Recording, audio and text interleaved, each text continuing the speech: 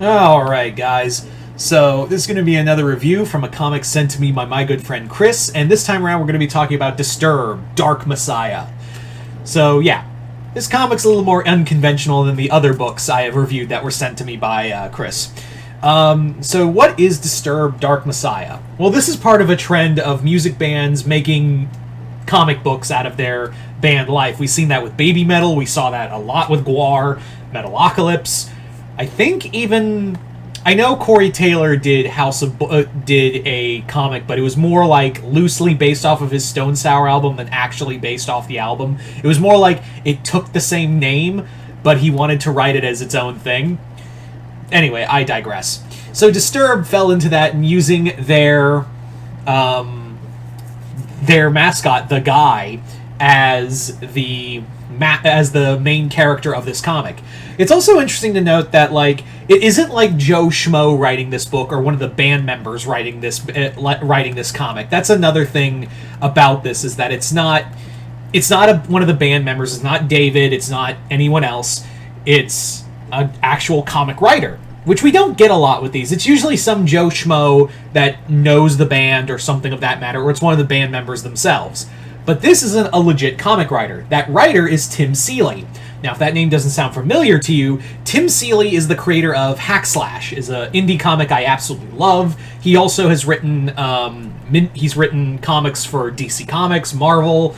A lot of you guys would know him for doing, like I said, Hack Slash, but you'd also probably know him for his run with some other comics. Like, he had done Nightwing for a bit, he did Midnighter.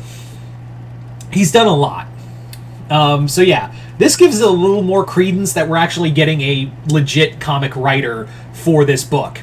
Now, full disclosure, I've kind of dropped off with Disturbed for a while. I've really kind of like dropped off with Disturbed after how bad Evolution was. It made me just want to heave. Like, listening to Evolution was the moment where I was like, this band has lost all credibility. This is just bad. Like, this is just bad. So yeah, that's where that's the thing, is that Disturbed has not been yes, Disturbed was one of my favorite bands when I was younger. It was what got me into heavier metal. But that's the thing, is that when you get into, and this is something I think all of us can agree, is that when you first get into metal, you find a few bands, and then your taste grows and grows and evolves.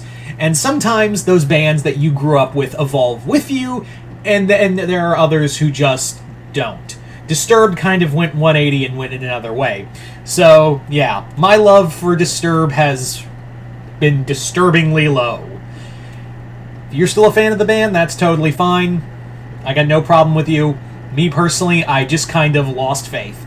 Although I will admit, a lot of the earlier albums, they're still gold.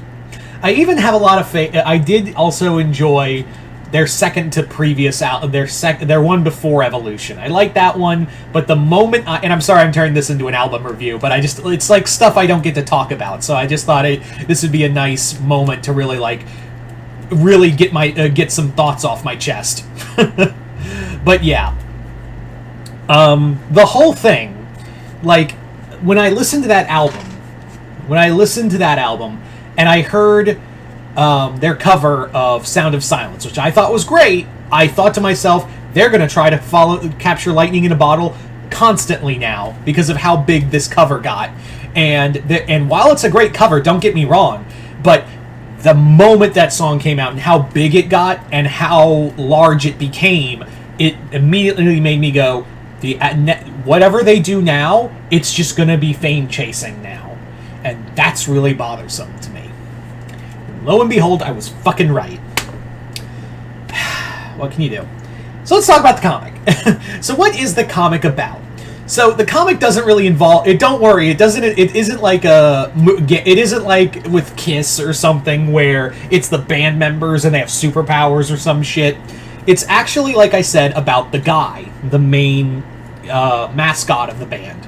Basically, the Guy is, in this comic, he's Cosmic Ghost Rider.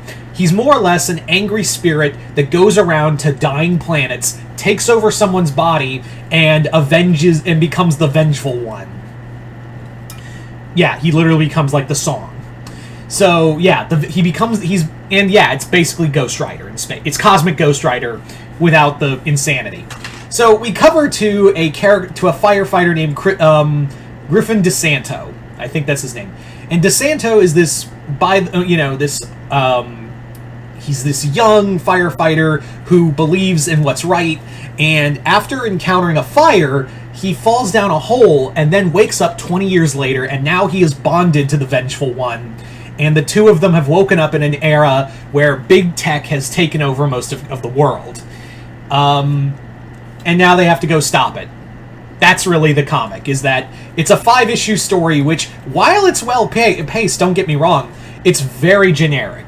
It has some of the lot of the writing, and I'm reading this, and I'm like, Tim Seeley did write this, right? Like, Tim Seeley did write this comic, if I'm right. Like, he did do this. Because a lot of this feels generic. Like, he doesn't... I don't know if Tim Seeley is just doing this for a job, but, like, seriously, my dude, I know you can do better. Because a lot of this writing is generic. The characters are just kind of... It feels a lot like Demolition Man meets Ghost Rider. And while that sounds cool in idea, the execution is not. A lot of the art's a little inconsistent, but also I can't really show it because it's kind of an adult-rated book. But I will say that, like, the characters themselves aren't... Griffin isn't an engaging character. The people around him aren't... There's no real great character arc. It's just to show off, it's the guy, and he's a badass.